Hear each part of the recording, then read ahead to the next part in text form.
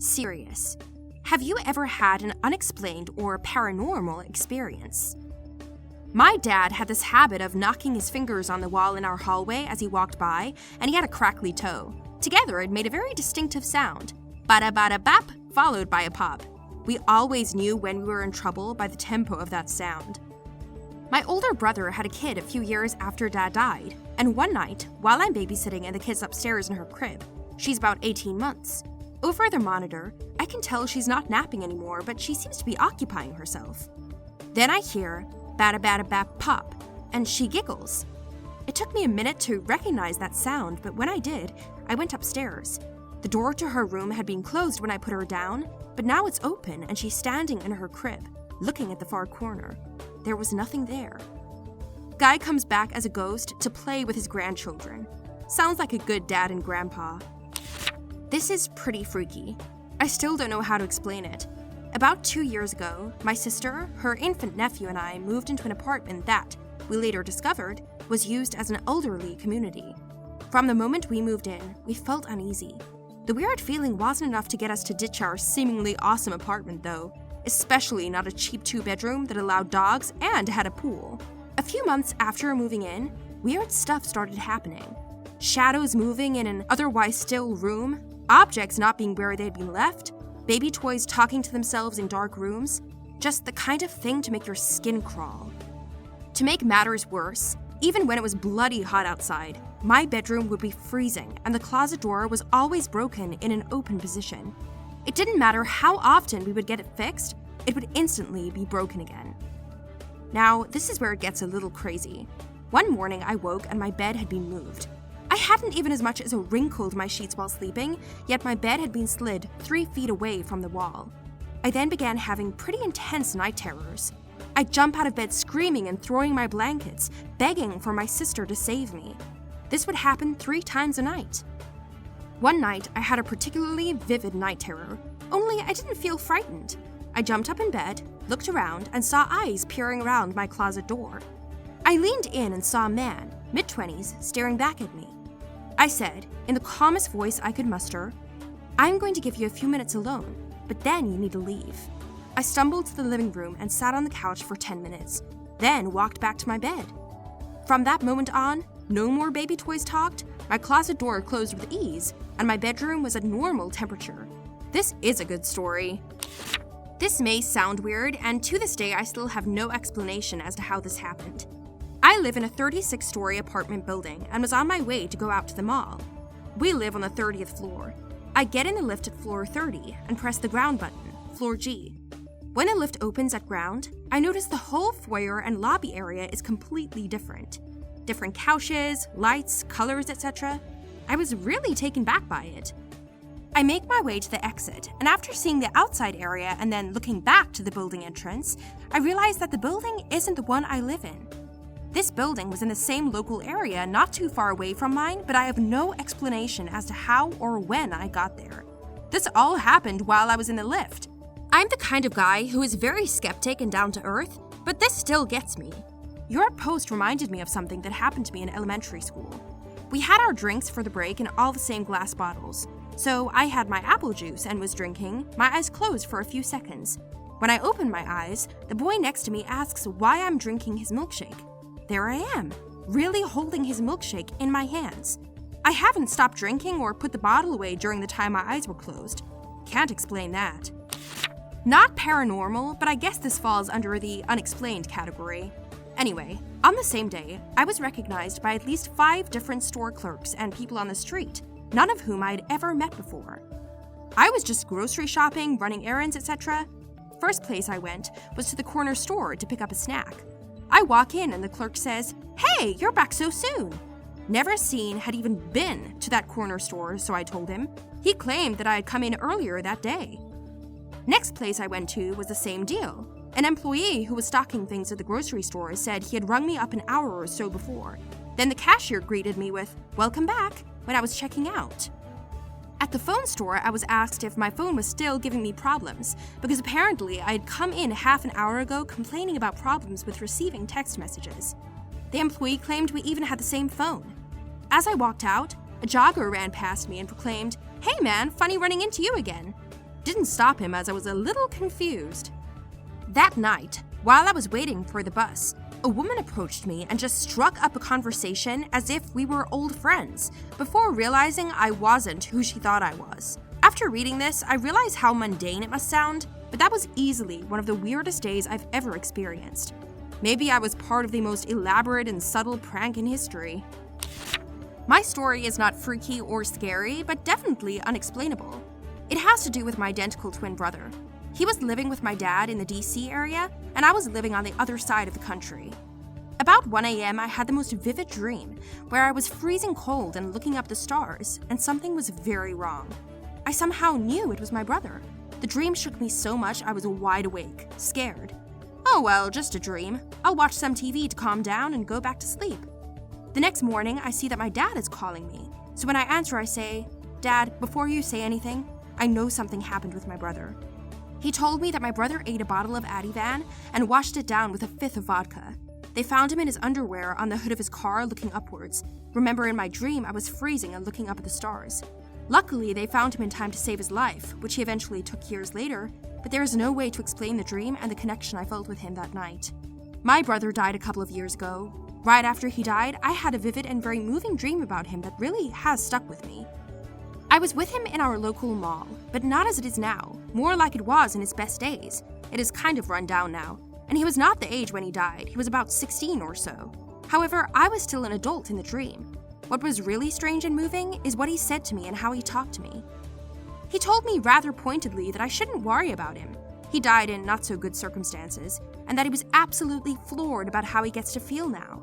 He said he was so happy to be able to feel like it feels to be a kid again, with nothing to worry about and no pressures on your mind.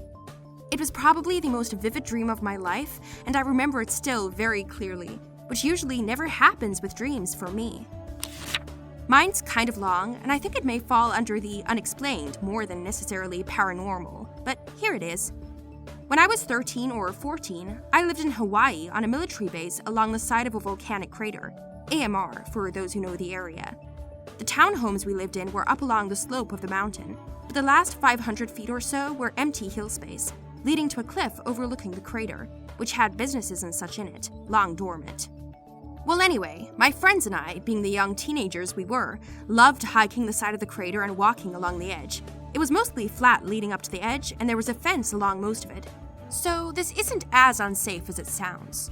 We found an abandoned bunker, most likely from World War II, about a mile along the side of the hill, and decided to go exploring. We got inside, and it was mostly empty. There was a mount for what I would assume would have been a machine gun at some point, and then there was a locked metal door. It was pretty rusty and sounded kind of hollow, like there were a few spots you could probably see through, except for the fact that it was pitch black inside. We'd go to this bunker and kind of hang out and play all the time, until the last time we went. We got there around 5 p.m., and we were sitting around talking about random things. Probably Animal Crossing or Phantasy Star Online at the time. All of a sudden, we started hearing this faint banging noise coming from behind the door. We froze and got super silent, and the banging was rhythmically speeding up. Like, at first it would be a slight bang every 15 seconds or so. Then after about 20 faint bangs, they would be 10 seconds apart, etc. It got to the point where they were about 5 seconds apart, and then they stopped altogether. We looked at the door and noticed some of the rust powder, I don't know what it's called, like a crumbled rusty door, fall off the door. We got up to nope the thing out of there, started climbing the ladder out, and the person that left last, there were 3 of us, and I was second, so the person climbing behind me swore they heard a loud bang against the door as he finished climbing out. We ran down the hill and some MPs spotted us and told us we weren't allowed to be up there. And about 2 weeks later, they'd built a fence and sectioned off the entire area. Still no clue what was down there, if anything. This is much more creepy and interesting to me than most stuff in the thread. Think about what could be in there. Upvote for you, my man. I used to live in Arizona, near a mountain sacred to the Native American tribes in the area, Pima or Maricopa. There were a lot of skinwalker rumors in the area. My friends and I loved camping, and were lucky enough to get permission to use a site near the mountain, along the Salt River for a weekend. First thing you have to understand is that we were a pretty sheltered group of kids. Didn't use drugs and alcohol in moderation. We mostly went out to share creepy stories around the campfire and nerd out for a night or two. We all spent a lot of time in the desert, and we're all familiar with the land and wildlife, even the rarer species. We were sitting around our fire, listening to the river and the animal sounds around us. Crickets, cicadas, birds. The moon was almost full, and the desert was beautiful. Suddenly, everything goes quiet. Just the sound of the river remains, and even that seems spooky. The air grew still and seemed to get cold. We hear rustling in the undergrowth across from our fire. Out steps a javelina. Javelinas are in the pig family, usually a brownish color, biggest ones about the size of a medium-sized dog. They're actually kind of cute. This one wasn't. It was huge and looked jet black with glowing red eyes. It paced around a bit, seemed like it was moving around the fire so it could look each one of us in the eye. I have never seen anything look at me like that, and I work with psych patients. Its gaze was cold and searching, like it could see through me. After what felt like forever, it finally backed up through the undergrowth. The night got warmer and the normal sound started up again. We spent the rest of the night very close to the fires and BTFO'd as soon as the sun rose. I really want to believe it was just a male javelina scoping out some territory, but every instinct I have says it wasn't. Winston Churchill. Always remember, a cat looks down on a man, a dog looks up to a man, but a pig will look a man right in the eye and see his equal. I'm too late to the party, but I live in a haunted house. I don't mean haunted like Amityville Horror or something, but our house is almost 100 years old, and we have a ghost. Our first clue was shortly after we moved in, when some money I had laid on my bedside table went missing. SO didn't take it, dogs didn't eat it, it hadn't fallen under or behind. It was just gone. I found it several months later when unpacking a box from our apartment. The box was still sealed with packing tape, and the money was in the middle of the pile of papers and things in the box. I know it was the same money because of the order of the bills and the way it was folded, neither of which was usual for me. A coworker had paid me back for something and done it that way. Second incident was the ceiling fan reversing. Straight up stopped and started turning the other way while I was watching. Not like slowed down either, but stopped dead. Then I saw the ghost one night. My SO swears I was dreaming, but I know I wasn't. He was hanging a hat on a coat stand in the hallway, where we don't have one, and he looked right at me. I could see him clearly. He seemed to sort of glow or be illuminated from a light somewhere nearby, and could describe him to this day, down to the fashions he wore, his mustache, his tired but kind eyes. Somehow I also knew his name, Philip. Since then, he sometimes makes mischief. My dog seemed to see him, and he occasionally has fun playing with her ball, even in the backyard. He makes winds, plays with a fan, has footsteps. If he's annoying or frightening us, we just say firmly, "Philip, stop!" And he does. I don't mind him. I sort of like him, actually. I've looked for records about him, but as best as I can piece together, he rented a room here during the Depression, so there is really nothing with a paper trail. Anyway, that's my best true paranormal story. Having seen enough horror flicks, I'd only say be very careful acknowledging Philip. I've always wanted to share this story. I used to work the ICU night shift back in my military days. Hospitals were always creepy at night, but it never really bothered me until I had a patient that was on the outs, and we were expecting for him to pass away on our shift.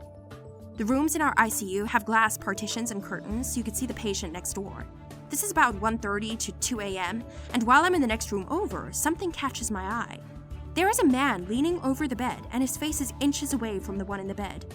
I'm looking in disbelief that it's the same person staring at himself in bed. Thinking I'm losing it, I come around the partition to see if it's a coworker in there, and no one is in the room. Maybe an hour later, he passed away. To this day, I can't really explain it. Man, this one really hits me, seeing someone else having an out-of-body experience.